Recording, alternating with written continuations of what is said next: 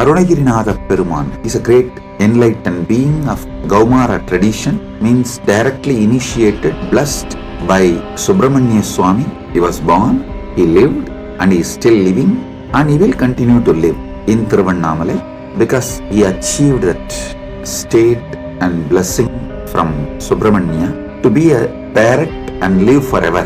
Still he is living in Kiligopuram of Tiruvannamalai temple with all his disciples, large team. They are still living. You go to Arunagirinatha temple in Kiligopuram, never miss seeing that group of parrots living.